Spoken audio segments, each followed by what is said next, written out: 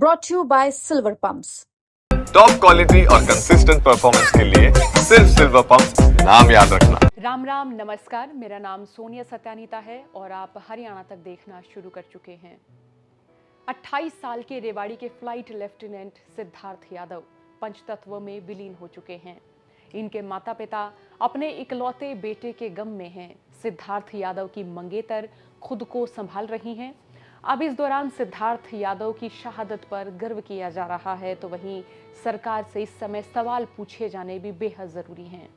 और इसी बीच शहीद लेफ्टिनेंट अभिजीत गौडगिल की मां का दुख, उनकी मां का गुस्सा सरकार पर फूट पड़ा है और ये जायज भी है, क्योंकि फ्लाइट लेफ्टिनेंट अभिजीत गौडगिल हमारे बीच से 17 सितंबर 2001 को राजस्थान के सूरतगढ़ में MiG-21 से जुड़ी एक हवाई दुर्घटना में चले गए थे।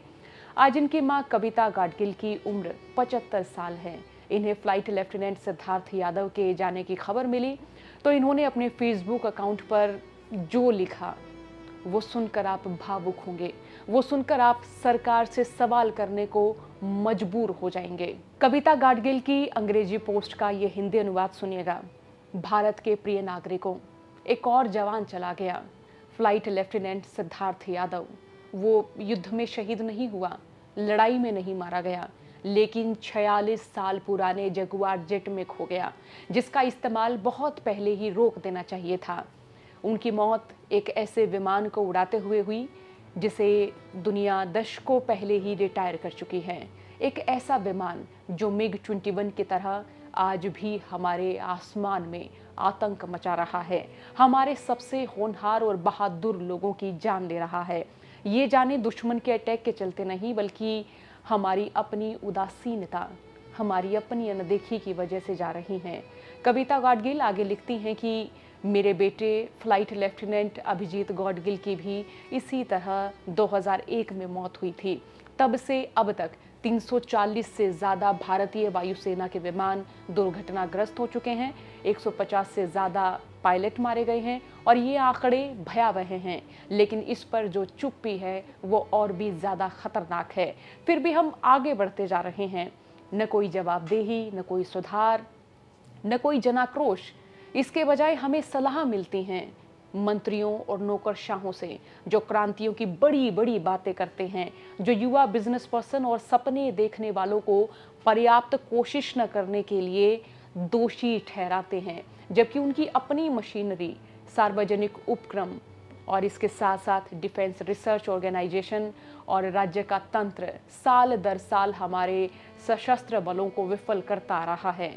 हम वैश्विक शक्ति बनने की बात करते हैं, हम विश्व मंच पर सम्मान की मांग करते हैं, लेकिन हम अपने अधिकारियों को पुराने विमानों, उधार के समय और उधार के पुर्जों पर उड़ने वाली मशीनों में भेजते हैं और हम इसे वीरता कहते हैं।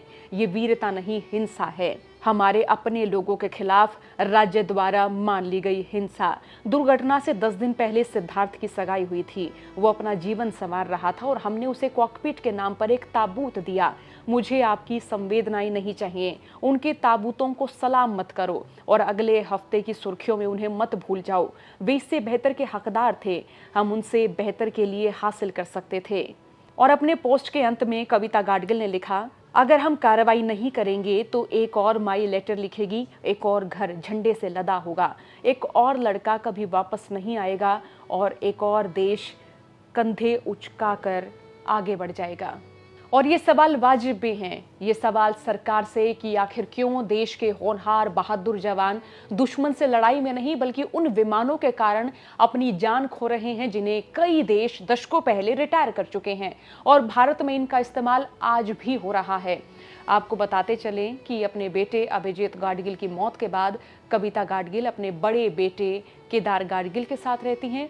इनके पति विंग कमांडर अनिल गौडगिल की अगस्त 2019 में मौत हो गई थी। कविता गौडगिल ने अपने बेटे और अपने पति के साथ भारतीय वायुसेना के पुराने हो चुके लड़ाकू विमानों से जुड़ी चिंताओं को उजागर करते हुए एक लंबी लड़ाई लड़ी, लेकिन ये लड़ाई आज भी जारी है और आज भी इतने पुराने विमानों का इस्तेमाल और आज भी इन्हीं की वजह से न जाने कितने होनहार जो देश के लिए बहुत कुछ करना चाहते थे वो आज हमारे बीच नहीं रहे हैं। ये बड़ा सवाल सरकार से।